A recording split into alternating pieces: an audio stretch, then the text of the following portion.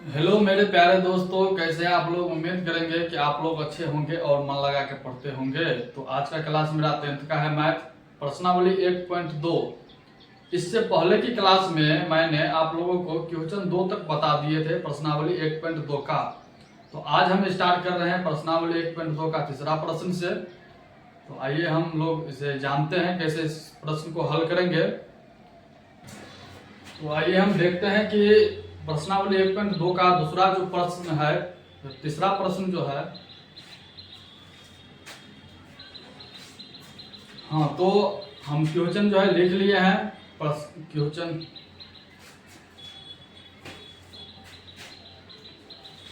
तो हाँ तो देखिए,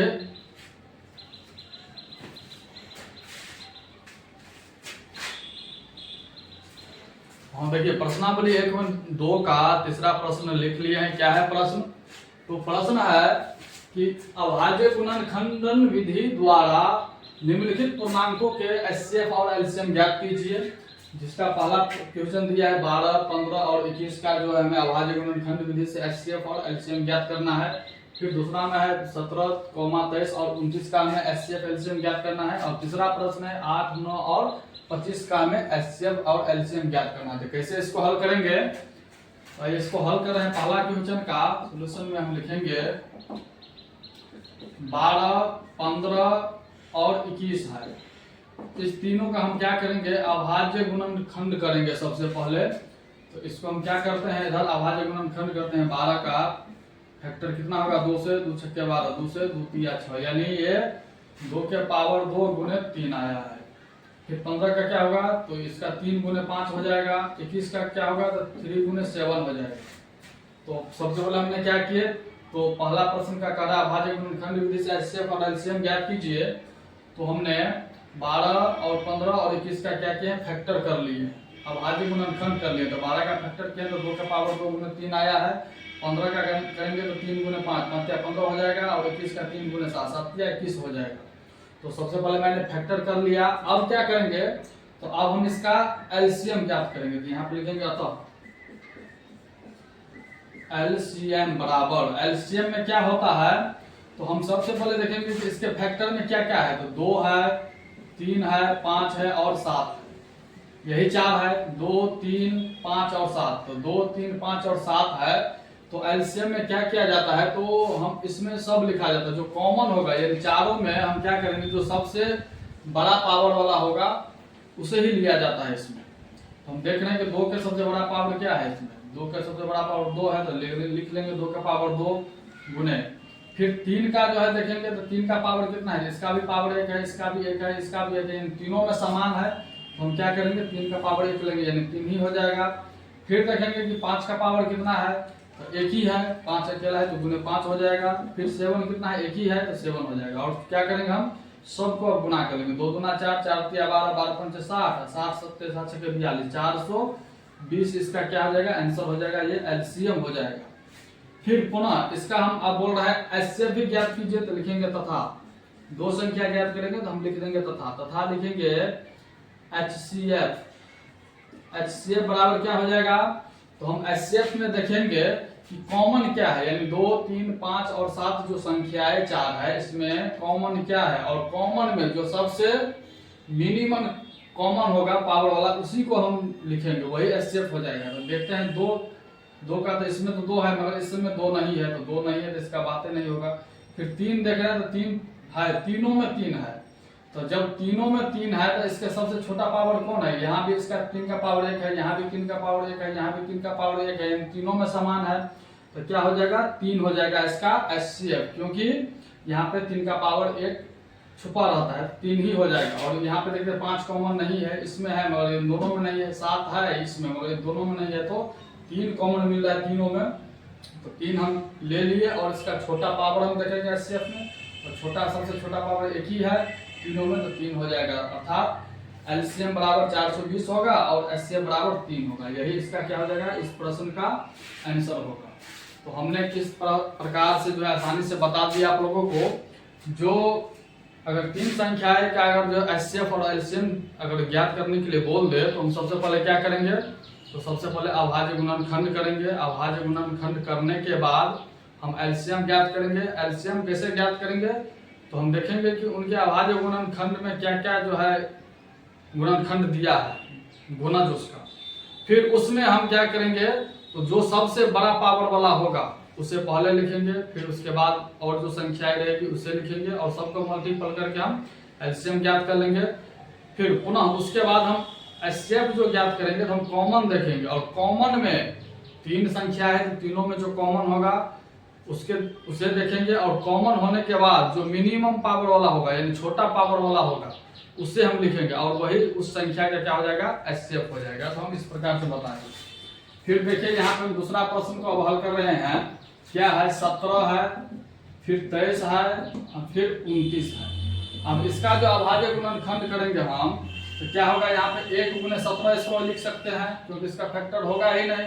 1 गुने 17 हो जाएगा, फिर ये 1 गुने 23 हो जाएगा, फिर 1 गुने ये 29 हो जाएगा। तो हम यहाँ से कह सकते हैं कि अतः हम एलसीएम जो ज्ञात करेंगे, एलसीएम क्या होगा, तो हम देख रहे हैं कि इसके फैक्टर में 17, 23 और 19 है। तो हम क्या करेंगे, तीनों का क्या करेंगे, मल्टीपल कर देंगे। तो कितना हो जाएगा, ये हो जाएगा 17 × 51 हासिल 5, 17 × 14, 14 5 कितना हो जाएगा 19, 191 × 29। फिर इसको भी हम गुणा कर देंगे, 191 का 29 से 9 9 9 81, फिर 9 8 17, फिर 2 9 2 18, 2 1 क्या हो जाएगा 3, यानी 9 3 8 7 15, 3 1 4 1 5, ये क्या हो जाएगा 55 39 हो जाएगा ये।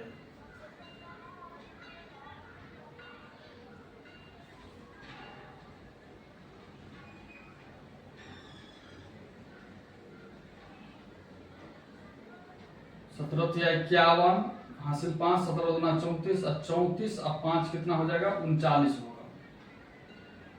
यहाँ पे 39 होगा, यानी 391 होगा। यहाँ पे हो जाएगा 9 9 में 81, 9 9 27, और 27 और यहाँ पे 8, 27 8 35 हो जाएगा,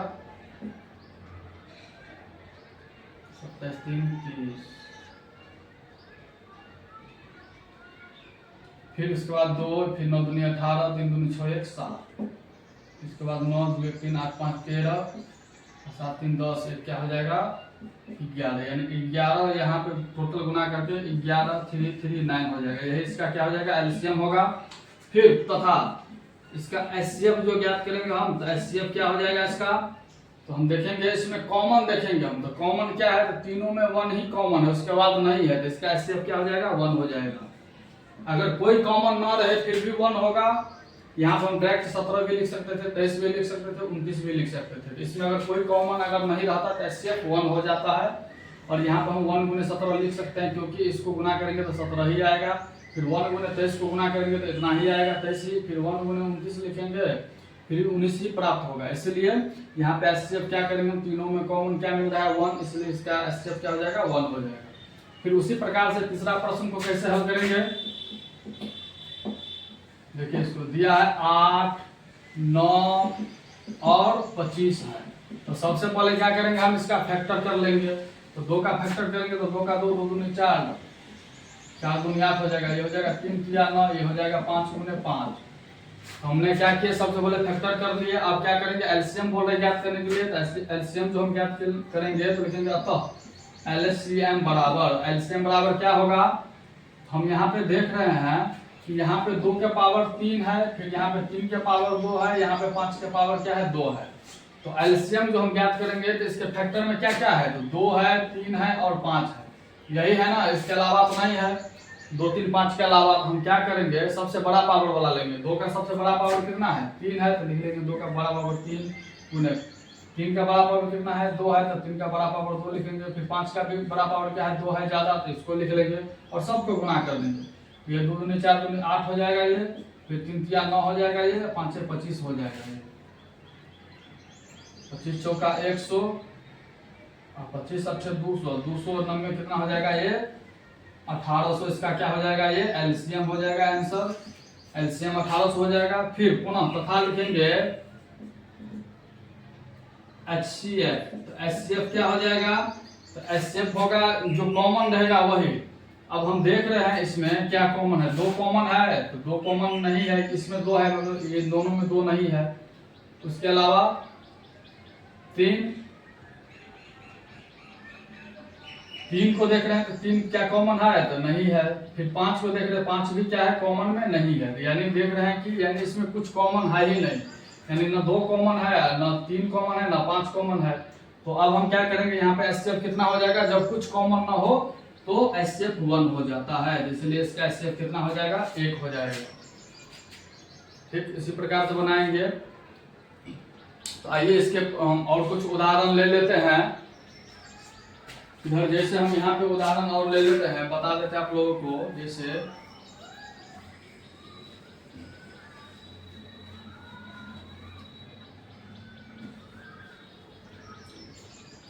जैसे एग्जाम्पल में इसी प्रश्न को हम ले लेते हैं। और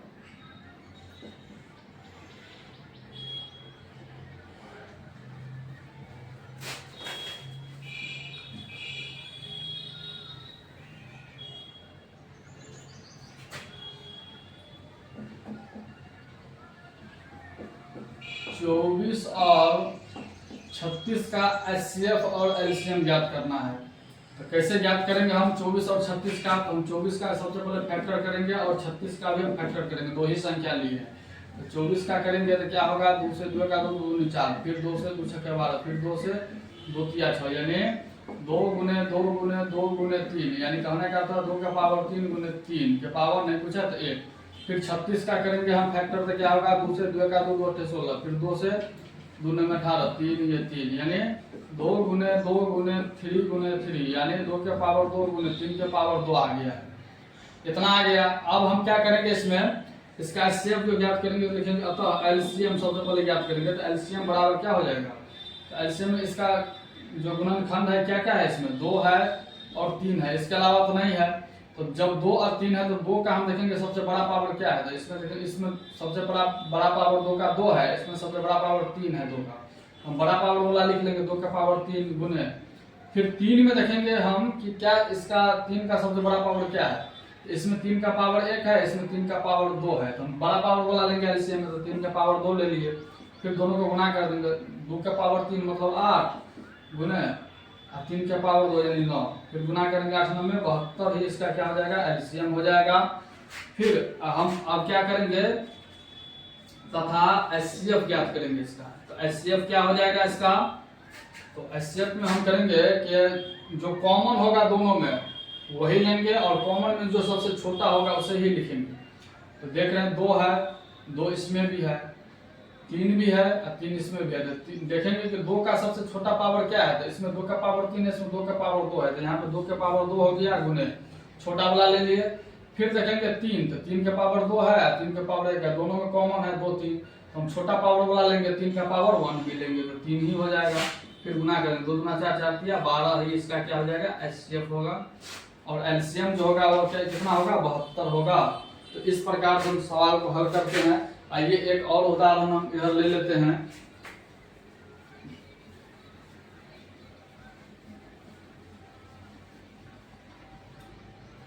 तीन अंक का, जैसे हम यहाँ पर उदाहरण ले लेते हैं 36, 48 और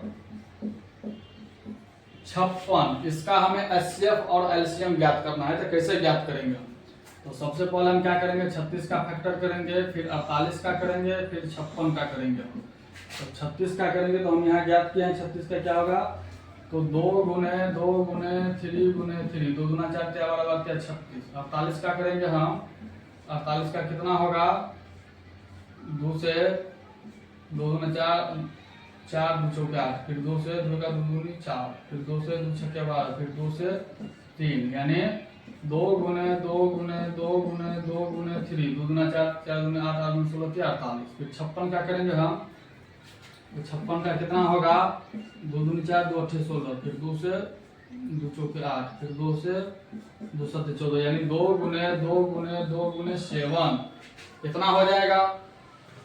तो ये यहाँ से हम देखते हैं कि जो इसमें 2 के पावर 2 गुने 3 के पावर 2 है, इसमें 2 के पावर 4 गुने 3 के पावर नहीं पूछे तो 1 है, इसमें 2 के पावर 3 गुने 7 के पावर नहीं पूछे तो 1 है।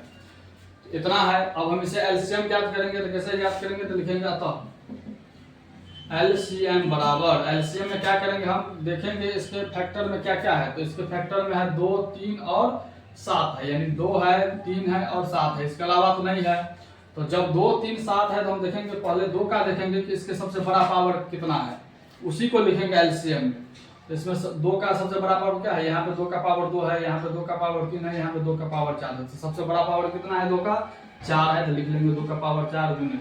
फिर 3 का देखेंगे कि सबसे बड़ा पावर क्या है, 3 का पावर यहाँ पे 1 है, यहाँ पे 2 है, तो 3 का पावर 2 ले लेंगे, फिर गुने।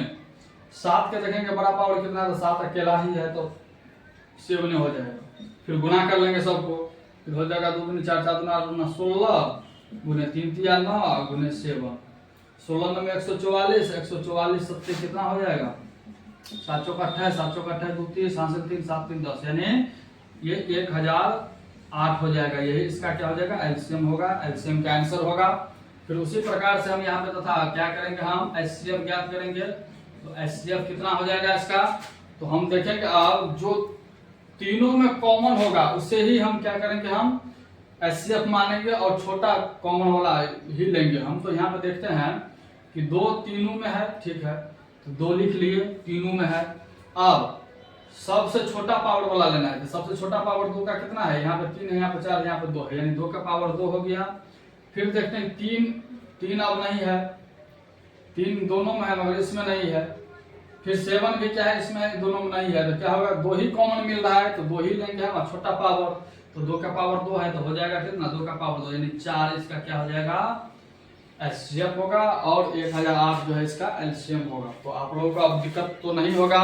अभाज्य गुणनखंड विधि से अगर आप लोगों को 2 संख्या रहे या 3 संख्या रहे या 4 संख्या रहे या 5 रहे, कोई भी कितना भी संख्या रहे, सबका हम फैक्टर कर लेंगे और कॉमन देखेंगे। अब कॉमन में जो सबसे बड़ा होगा उसे हम क्या करेंगे, एलसीएम में हम लिखेंगे, और एचसीएफ में जो कॉमन में जो सबसे छोटा होगा उसे हम एचसीएफ में ज्ञात करेंगे। ये प्रश्न हल हो गया। फिर आप जो है हम अगले प्रश्न क्वेश्चन नंबर 4 का हल करते हैं। हाँ, तो हमने क्वेश्चन 4 लिख लिए हैं। क्वेश्चन 4 क्या कह रहा है, तो हम यहाँ पे देख रहे हैं। क्वेश्चन 4 कहता है कि एचसीएफ 306,657 बराबर 9 दे दिया है, यानी एचसीएफ दे दिया है 2 संख्याओं का। बोल रहा है एलसीएम 2 संख्या 306,657 का ज्ञात कीजिए। तो हमें क्या दे दिया है, इसे हम लिख लेंगे, यहाँ पे लिखेंगे, दिया है, क्या दे दिया है, तो हमें पहली संख्या बराबर कितना दे दिया है, 306। फिर दूसरी संख्या बराबर कितना दे दिया है, 657। फिर जो है इसका एचसीएफ कितना दे दिया है, एचसीएफ बराबर 9 दे दिया है। उसके बाद हमें एलसीएम बोल रहा है ज्ञात करने के लिए, तो इसीलिए यहाँ पे लिखेंगे एलसीएम बराबर, एलसीएम बराबर क्या होता है, तो एलसीएम बराबर होता है पहली संख्या गुने दूसरी संख्या बट्टे होता है एचसीएफ। तो यहाँ से हम क्या करेंगे, पहली संख्या कितना है 306 गुने दूसरी संख्या है 657 बट्टा में एचसीएफ कितना है 9 है। अब काटेंगे 9 से 9 का 9 फिर 34 और 657 को हम गुना करेंगे,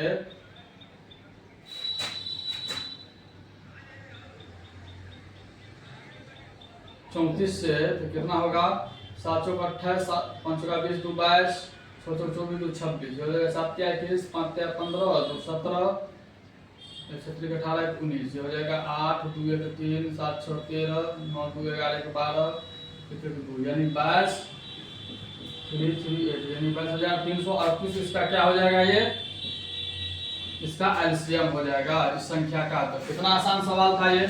बोल रहा था एचसीएफ 306,657 बराबर 9 दिया है, यानी 2 संख्या का एचसीएफ हमें 9 दे दिया है। एलसीएम बोल रहे ज्ञात करने के लिए 306 और 657 का। तो हमने यहाँ पे लिख दिया कि दिया है, क्या दिया है, पहली संख्या बराबर 306 दिया है, दूसरी संख्या बराबर 657 दिया है, और एचसीएफ इन दोनों संख्याओं को दे दिया है 9।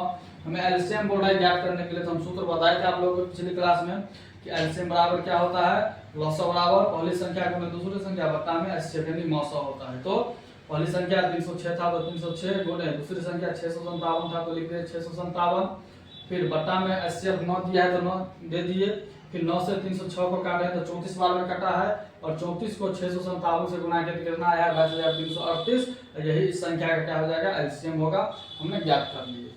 तो कितना आसान सवाल था। आइए हम इस पे एक दो जो है प्रश्न हम उदाहरण ले लेते हैं। यहाँ पे जैसे हम एग्जाम्पल में लेते हैं, लिखेंगे यदि दो संख्याओं का मौस तथा लॉस क्रमशः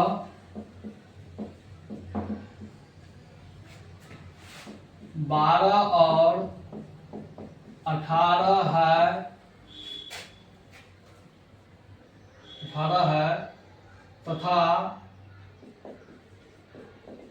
पहली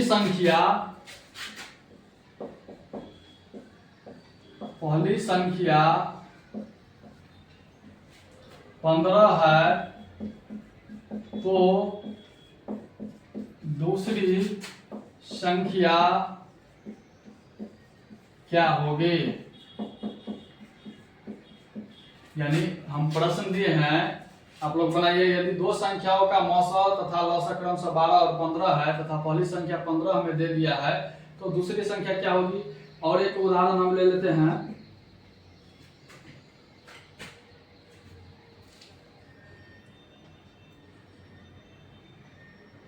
यदि पहली संख्या 32 है तथा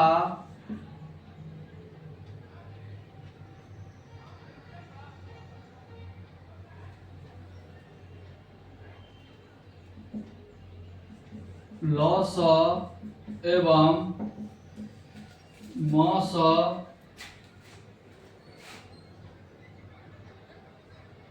18 और 36 है, तो दूसरी संख्या क्या होगी। दूसरी संख्या क्या होगी। इसे हम कैसे बनाएंगे, तो सबसे आसान है। इसको सबसे पहले हम लिख लेंगे सोल्यूशन। दिया है, इसे बनाएंगे, लिखेंगे दिया है। क्या दे दिया है, इसमें दिया है मौसो, यानी हमें मौसो बराबर कितना दे दिया है, तो 12 दिया है। लौसो बराबर कितना दे दिया है, तो लौसो बराबर 18 दे दिया है। फिर पहली संख्या कितना दे दिया है, 15 दिया है। तो दूसरी संख्या हमें बोल रहा है ज्ञात करने के लिए। तो दूसरी संख्या बराबर क्या सूत्र होता है, दूसरी संख्या बराबर होता है मौसो गुने लौसो बट्टा में पहली संख्या होता है। तो मौसो कितना है इसका, मौसो है 12, तो 12 लिख देंगे, गुने लौसो कितना है 18, तो 18 लिख देंगे, बट्टा में पहली संख्या कितना है 15। कितना हो जाएगा, इसको काटेंगे 3 चौका 12, 3 पंचे 15, और कटेगा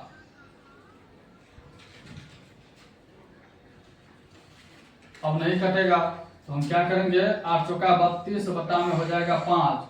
फिर 32 को 5 से अगर हम डिवाइड करते हैं दशमलव में, तो हो जाएगा 5 छक्के 30, दशमलव 5 चौका 20, 6.4 जो है इसका क्या हो जाएगा, ये दूसरी संख्या हो जाएगा। यही इसका क्या हो जाएगा, आंसर हो जाएगा। फिर उसी प्रकार से यदि दिया है, यदि पहली संख्या 32 है तथा दूसरी पहली संख्या 32 है तथा लौसो व मौसो 18 एवं 36 है, तो दूसरी संख्या ज्ञात कीजिए। सेम प्रश्न लिखा गया, दूसरी संख्या। तो यहाँ पे हम कर देते हैं, इसको कर देते हैं दूसरी संख्या, इतना यहाँ पे कर देते हैं पहली संख्या।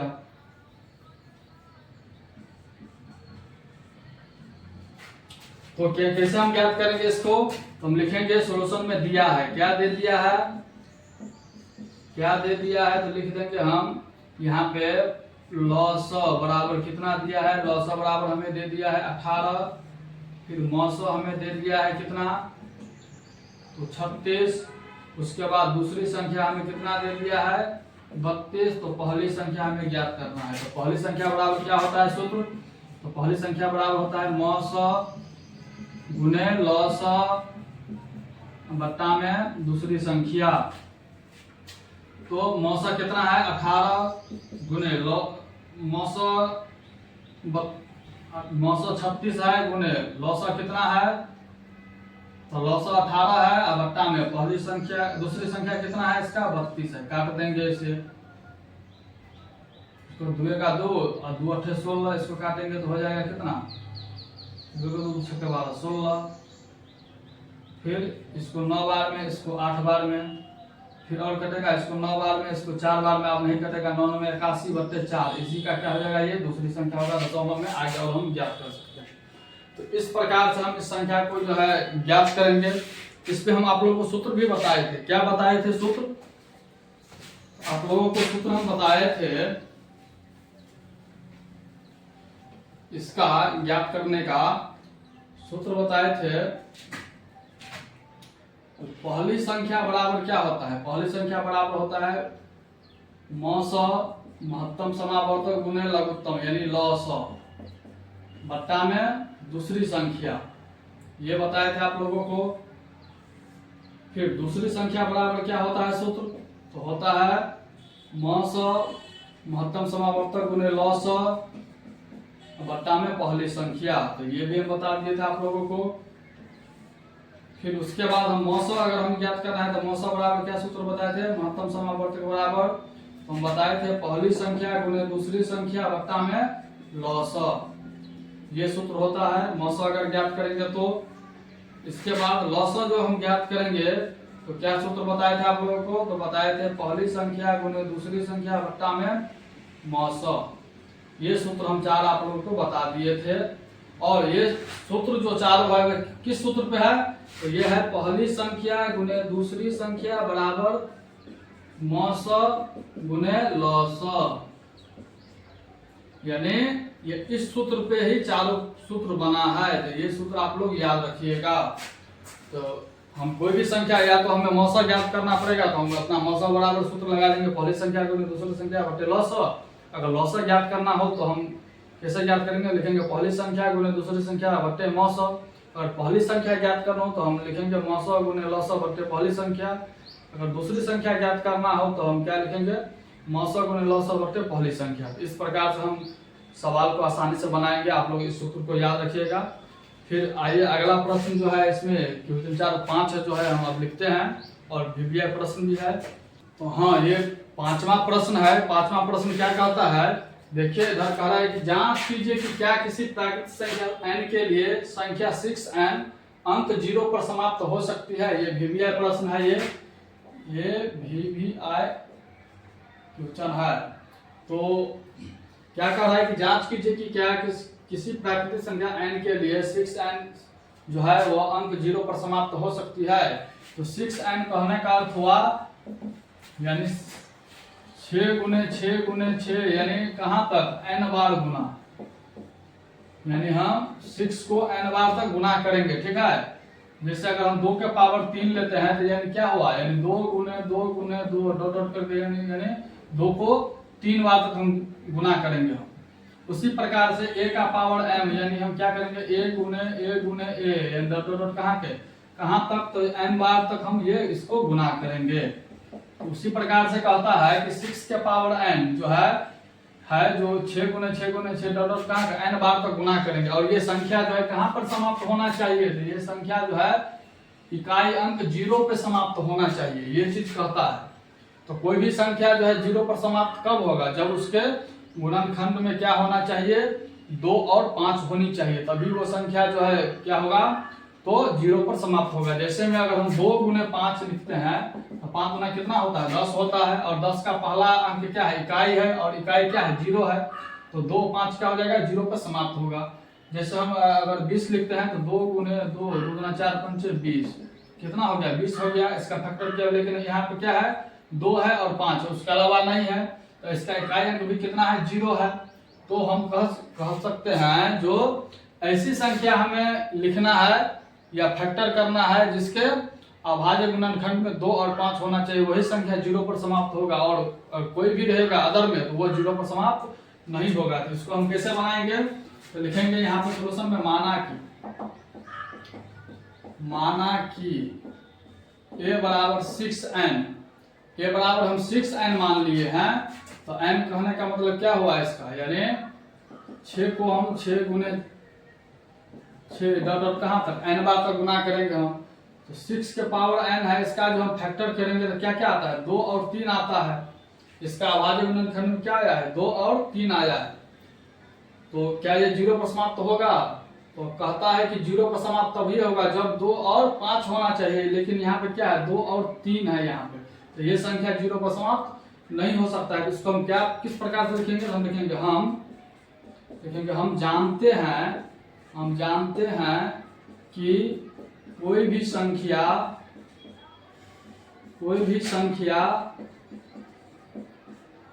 शून्य पर तभी समाप्त हो सकता है जब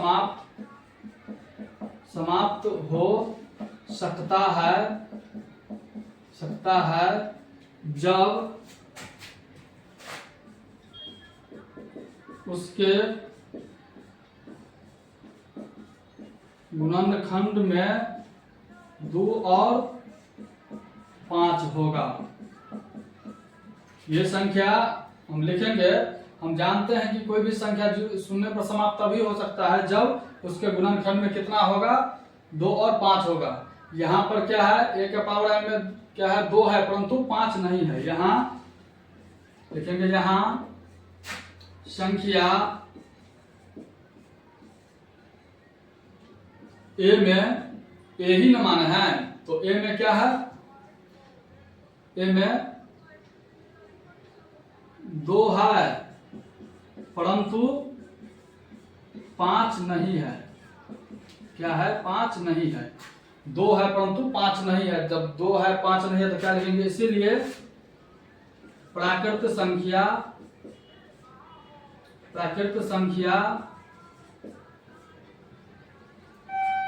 6 के पावर n अंक 0 पर समाप्त नहीं होगा। यही इसको लिख देंगे, नहीं होगा, यही इसका क्या हो जाएगा, आंसर हो जाएगा। और इसके पावर हमेशा पॉजिटिव होना चाहिए। इसका जो पावर होगा वो क्या होना चाहिए, यानी 2 के पावर n गुणे 3 के पावर n जो हमेशा क्या होना चाहिए, पॉजिटिव प्लस होना चाहिए, ऋणात्मक नहीं होना चाहिए। तो यहाँ पे 2 और 3 है, यहाँ पे 2 और 5 रहता तो ये शून्य पर समाप्त हो जाता, लेकिन यहाँ पे इसके फैक्टर में क्या है, 2 और 3 है, इसलिए ये संख्या जो है शून्य पर समाप्त नहीं होगा। तो यही चीज हम लिखते हैं, हम जानते हैं कि कोई भी संख्या शून्य पर तभी समाप्त हो सकता है जब उसके गुणनखंड में क्या होना चाहिए, 2 और 5 होना चाहिए। यहाँ संख्या a में क्या है, 2 है परंतु 5 नहीं है, इसलिए प्राकृतिक संख्या 6 के पावर n अंक 0 पर समाप्त नहीं होगा। इतना लिख देंगे। ये प्रश्न है, इसे आप लोग बना लीजिएगा। फिर इसके पुनः आइए हम इसका क्वेश्चन नंबर जो अब 6 जो है हल करते हैं। तो हाँ, तो 6 प्रश्न क्या है, इसका प्रश्न आप लेख पॉइंट होगा। छठा प्रश्न है, कह रहा है कि व्याख्या कीजिए कि क्या 7 गुने 11 गुने 13 प्लस 13 बराबर 7 गुने 6 गुने 5 गुने 4 गुने 3 गुने 2 गुने 1 प्लस 5 भाज्य संख्याएं हैं क्यों। तो भाज्य संख्या क्यों है, तो हम यहाँ पे एक चीज नोट में याद रखेंगे। यहाँ पे सबसे पहले नोट में या लिखेंगे 2 या 2 से अधिक अभाज्य संख्या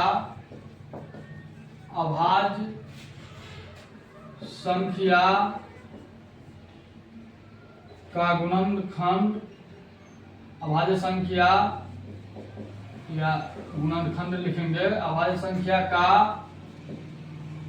गुणनफल, गुणनखंड या गुणनफल हमेशा क्या होता है, हमेशा भाज्य संख्या होता है, भाज्य संख्या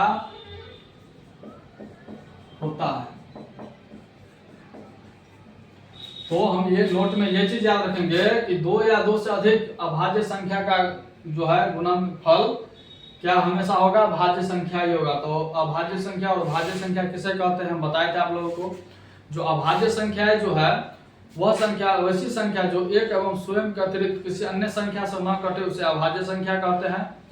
और भाज्य संख्या किसे कहते हैं, वैसी संख्या जो एक एवं स्वयं के अलावा किसी अन्य संख्या से भी कटे उससे हम भाज्य संख्या कहते हैं। तो यहाँ पे बोल रहा है कि व्याख्या कीजिए कि इतना और इतना संख्या जो है भाज्य संख्या है क्यों। तो हम सबसे पहले यहाँ पे लिखेंगे सोल्यूशन में, माना कि लिखेंगे, माना कि ए बराबर हम क्या मान लेंगे, हम 7 गुने 11 गुने 13 प्लस 13, तथा बी बराबर हम क्या मानेंगे, हम बी बराबर होगा 7 गुने 6 गुने 5 गुने 4 गुने 3 गुने 2 गुने 1 प्लस 5। तो हम ए और बी मान लिए। अब क्या करेंगे हम, अब ए बराबर हम लेते हैं, यहाँ पे हम देख रहे हैं कि इस संख्या में कॉमन क्या है, तो 13 कॉमन है, तो 13 हमको पहले संख्याएं लिख लेते हैं, 7 गुने 11 गुने 13 प्लस 13। फिर इसमें 13 कॉमन है, तो 13 हम कॉमन ले लिए, तो क्या बचेगा 7 गुने 11 प्लस 13 तो ले ही लिए हैं, इधर 13 है तो 1 हो जाएगा इधर। फिर क्या होगा, ये 13 इंटू 11 7 77 1 78, हम यहाँ पर डायरेक्ट 78 लिख देते हैं। और 78 का जो फैक्टर करेंगे हम, तो क्या होगा, 2 2 6 2 में 18, फिर 3 से 3 का 3 3 की आना, यानी ये 13 गुने 2 गुने 3 गुने 13। तो हम देख रहे हैं कि 2 से यहाँ पे दो संख्या या 2 से अधिक संख्याएं है, उसका जो हम गुणनफल करेंगे, इन दोनों को गुणा करेंगे, तो हमें कौन सी संख्या प्राप्त होगा, भाज्य संख्या प्राप्त होगा। कौन सी संख्या प्राप्त होगा, तो भाज्य संख्या ही प्राप्त होगा। तो हम लिखेंगे, तो लिखेंगे इसीलिए यहां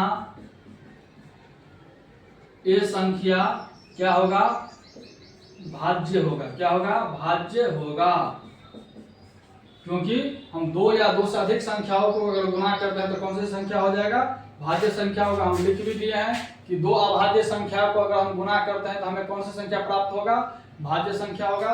तो यहाँ पे क्या है, 2 संख्या अभाज्य संख्या है, इसका फैक्टर किए हैं तो और हो गया है, 2 4 हो गया है। तो 2 या 2 से अधिक संख्या अगर अभाज्य संख्या को अगर हम गुणा करते हैं तो हमें कौन सी संख्या प्राप्त होगा, भाज्य संख्या प्राप्त होगा। तो इसलिए लिख देंगे, इसलिए यहाँ ए संख्या जो है, ए माने थे, ए संख्या क्या है, भाज्य होगा। फिर यहाँ से हम लिखेंगे फिर बी बराबर, अब बी बराबर भी हम सिद्ध करते हैं, तो बी बराबर क्या दे दिया है, तो 7 गुने 6 गुने 5 गुने 4 गुने 3 गुने 2 गुने 1 प्लस 5। इसमें क्या है, 5 है दोनों में, तो 5 कॉमन ले लेंगे हम, तो क्या बचेगा इधर, 7 गुने 6 गुने 5 कॉमन हो गया, तो इधर 4 बच जाएगा, इधर 3 बचेगा, फिर 2 बचेगा, एक तो कॉमन है प्लस 1 ले लेंगे हम। फिर इधर क्या होगा, 5 इंटू, इसको सबको क्या करते गुणा कर लेते हैं, 3 गुना 6 6 चौक 24 और 24 छक्के, 3 गुना 6 6 24 24 छक्के, 6 चौक 24 6 दूनी 12 14 24 छक्के 144। फिर 144 27 को गुणा करते हैं, 7 चौक 28 7 चौक 28 30 7 3 10, यानी 1008 प्लस 1। अब क्या करते हैं, 5 गुने 1008 में जोड़ देते हैं, 1000 कितना आया, 9। तो यहाँ पे क्या है, 2 संख्या अभाज्य संख्या है, और 2 अभाज्य संख्या को हम अब गुणा करेंगे तो कौन सी संख्या प्राप्त होगा, भाज्य होगा। तो लिख देंगे, इसीलिए यहाँ बी संख्या क्या हो जाएगा, संख्या क्या होगा, भाज्य होगा, भाज्य होगा। यही इसका क्या हो जाएगा, इस प्रश्न का आंसर होगा। तो देखिए इस प्रश्न को कैसे हल किए, यहाँ पे नोट में हम ये चीज याद रखेंगे कि 2 या 2 से अधिक, 2 रहे या 2 से अधिक संख्या अगर अभाज्य संख्या रहे, तो उसको अगर हम गुणा करते हैं तो हमें कौन सी संख्या प्राप्त होता है, तो भाज्य संख्या प्राप्त होगा।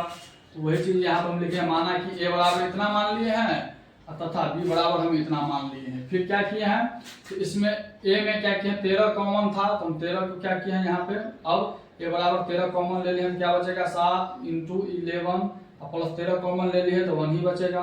फिर क्या किए 13, इन सबको क्या किया 11 77 एक जोड़ दिया तो 78 होगा। और इन 2 संख्या, दोनों अभाज्य संख्या है, इन दोनों को गुणा करेंगे तो कौन सी संख्या प्राप्त हो जाएगा, भाज्य। तो यहाँ लिख दे, इसलिए यहाँ ए संख्या भाज्य होगा। ठीक उसी प्रकार से क्या होगा, यहाँ पे बी बराबर 7 गुने 6 गुने 5 गुने 4 गुने 3 गुने 2 गुने 1 प्लस 5 है, और 5 इसमें कॉमन है तो 5 हम कॉमन ले लिए हैं, तो क्या बचेगा, तो 7 into 6 into 4 into 3 into 2 plus 1 common हो जाएगा, क्योंकि 5 है तो यहाँ पे 1 हो जाएगा। फिर इन सब को हम गुणा करके एक जोड़ दिए हैं, तो इन सब को गुणा किया तो 1008 आया है प्लस 1 हो गया। तो 5 गुने 1008 में जोड़ देंगे तो 1009, और इन दोनों संख्या को गुणा करेंगे, दोनों अभाज्य संख्या है, और इन संख्याओं को अगर हम गुणा करते हैं तो कौन सी संख्या प्राप्त होगा, भाज्य होगा। तो लिख दीजिए यहाँ, इसीलिए यहाँ बी संख्या क्या हो जाएगा, भाज्य हो जाएगा। तो क्वेश्चन 6 को हल कर दिए हैं। आइए अब क्वेश्चन 7 को हम भी हल करते हैं।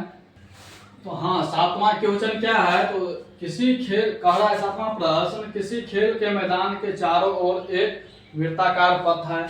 इस मैदान का एक चक्कर लगाने में सोनिया को 18 मिनट लगते हैं, जबकि इसी मैदान का एक चक्कर लगाने में रवि को 12 मिनट लगते हैं। मान लीजिए वे दोनों एक ही स्थान और एक ही समय पर चलना प्रारंभ करके एक ही दिशा में चलते हैं, तो कितने समय बाद वे पुनः प्रारंभिक स्थान पर मिलेंगे। तो प्रश्न बड़ा है मगर बहुत इजी प्रश्न है।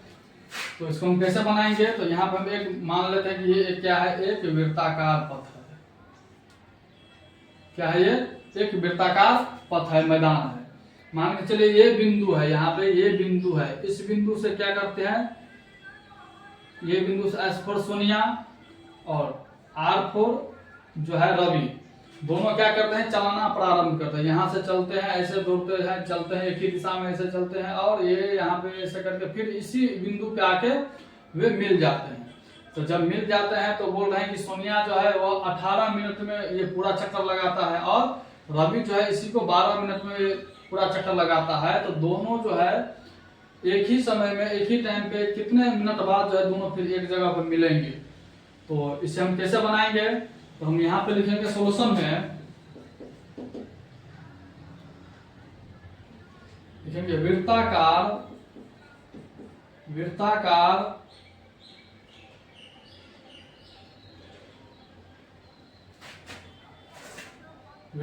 मैदान का एक चक्कर लगाने में सोनिया को कितना 18 मिनट लगा। कितना मिनट लगा, 18 मिनट लगा। कितना लगा, यानी वृत्ताकार मैदान का एक चक्कर लगाने में सोनिया को कितना मिनट लगा, 18 मिनट लगा। तथा रवि को एक चक्कर लगाने में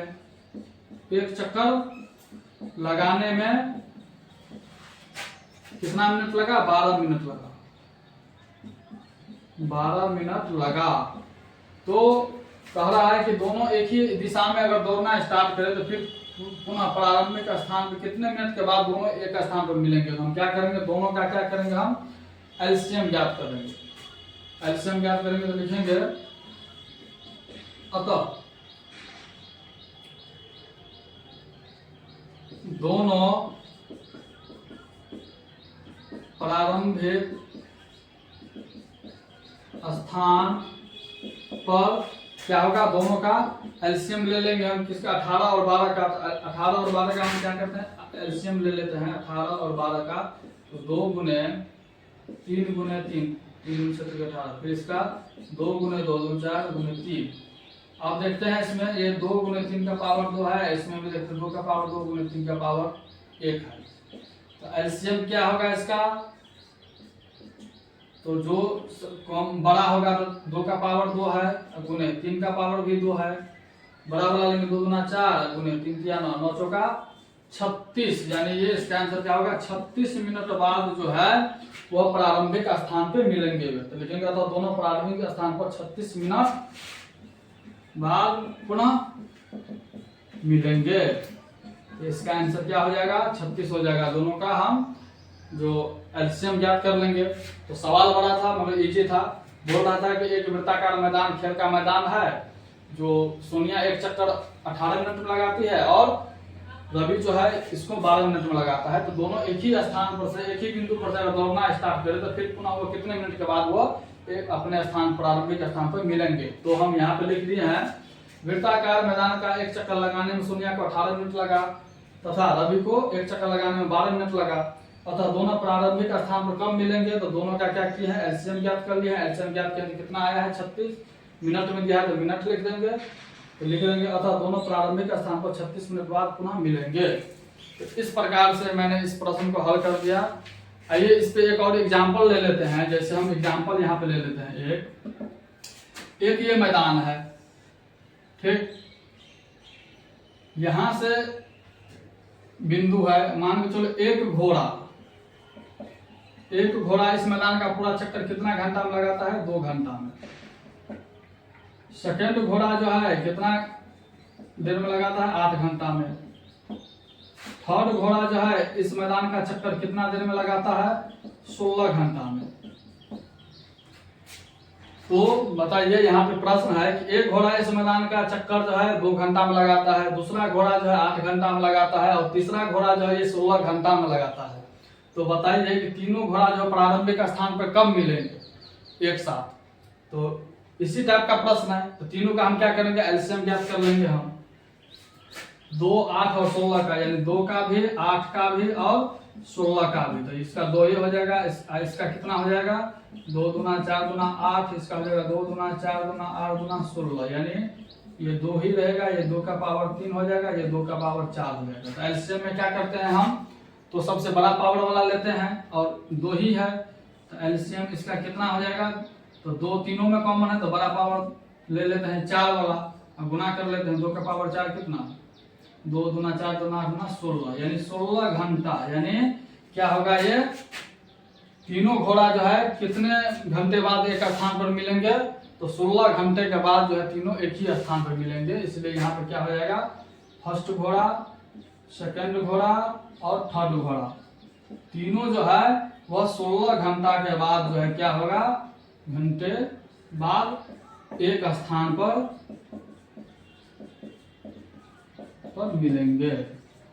मिलेंगे। यानी एक स्थान पर होने का अर्थ ये हुआ प्रारंभिक स्थान, जहां से वो दौड़ना स्टार्ट किया था, प्रारंभिक स्थान। तो इस टाइप का अगर सवाल देते से हम एलसीएम भी ज्ञात करेंगे। 4 घोड़ा भी दे सकता है, 5 भी दे सकता है, या व्यक्ति भी दे सकते हैं।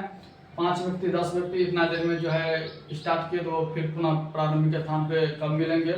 तो अगर इस टाइप का अगर सवाल दे तो आप लोग जो है इसे एलसीएम मान के ही बनाइएगा, आंसर आ जाएगा।